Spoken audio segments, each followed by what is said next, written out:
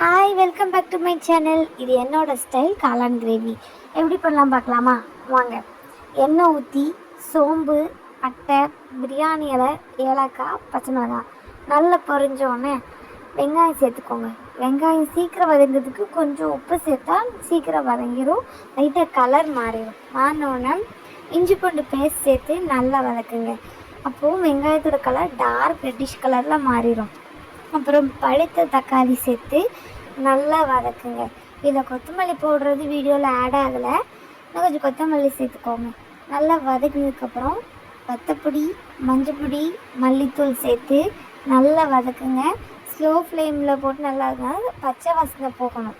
அதுக்கப்புறம் கொஞ்சமாக தண்ணி ஊற்றி அதை மொத்தத்தையும் ஒன்று சேர்க்குற மாதிரி நல்லா வதக்கிக்கோங்க. கொஞ்சம் நல்லா எண்ணெய்லாம் நல்லா பிரிஞ்சு வந்தோடனே கழுவி வெட்டி வச்சுருக்கிற காளானை சேர்த்து நல்லா வதக்குங்க. ஒரு 2 நிமிஷம் நல்லா வதக்கினோன்னா கொஞ்சம் உப்பு சேர்த்து நல்லா வதக்குங்க.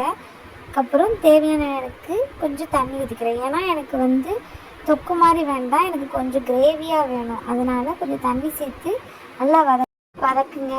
ரொம்பவும் தண்ணி ஊற்ற வேண்டாம், ஏன்னா காளான்லேருந்து தண்ணி விடும்.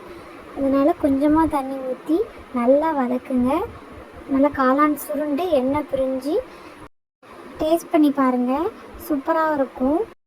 சப்பாத்தி, ஆப்பம், இடியாப்பம், ரைஸ், புலாவ்னு எல்லாத்துக்கும் சூப்பரான சைடிஷ்ஷாக இருக்கும்.